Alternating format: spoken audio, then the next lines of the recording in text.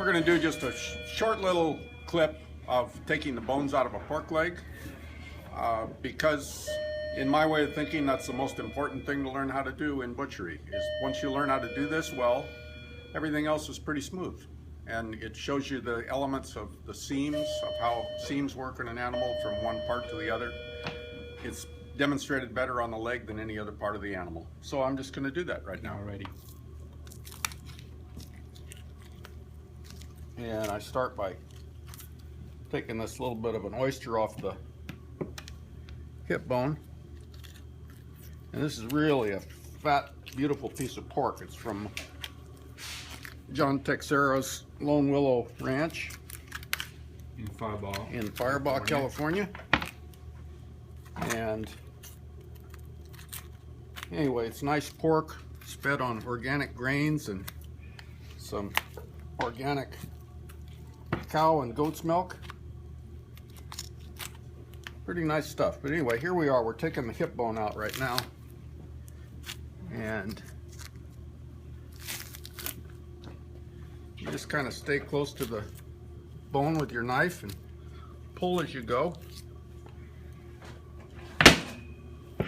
And what's left here is we have this sirloin section here. And the next thing I'm going to do is take the top round off, which you do by laying your knife somewhat flat across the femur. And then you notice a seam in here. Actually, there's several seams, and you just kind of follow those. You pull and cut as you go. And there is the top round, also called the inside round. It corresponds to your thigh. And I'm just marking the bone there with my knife for later. Then I'm going to take the shank off and take the bones out as I go.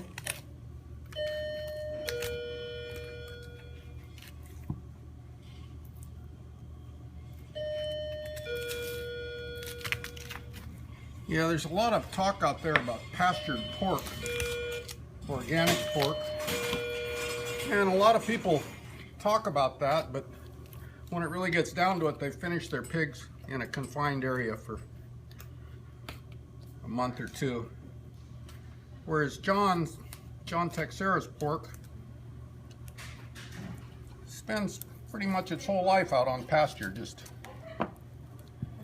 eating well and rooting around for little morsels in the dirt, along with the rich organic feed that he's given. So it's a really nice pork.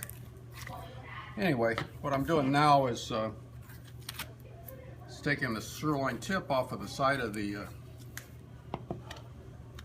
round, getting around the femur bone,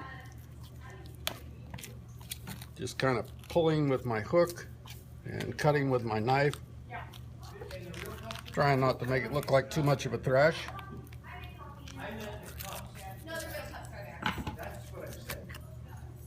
And trying not to go too deep. I hate people that stab into the meat. Actually, I don't hate them, I sympathize with them, because I do it myself once in a while. Anyway, there's the femur. And I'm pulling the sirloin tip off. It's one more time, you're just following a seam.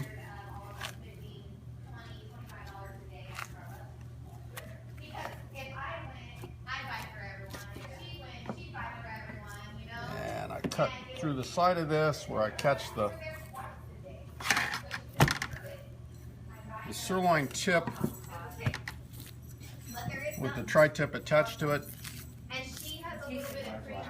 And I pull that sirloin tip off, I pull the tri-tip off the side of the sirloin tip. That makes a nice little morsel to throw in the frying pan or throw in the oven. Beautiful fat. Yeah, the fat on this thing is really spectacular. From organic grains and organic milk.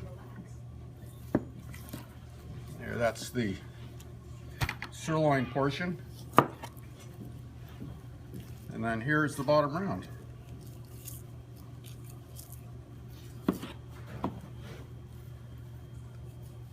There's some kind of tough pieces. This is known as the mouse or the rat that comes off of the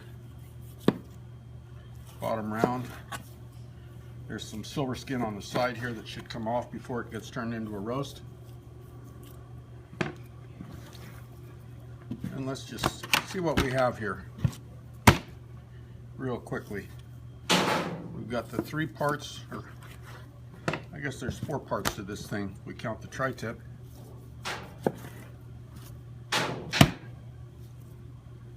Here's your top round, which I'm going to trim it here so you can see what a solid muscle it is.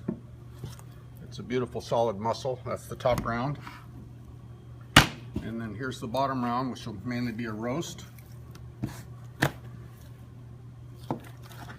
Here's the sirloin tip.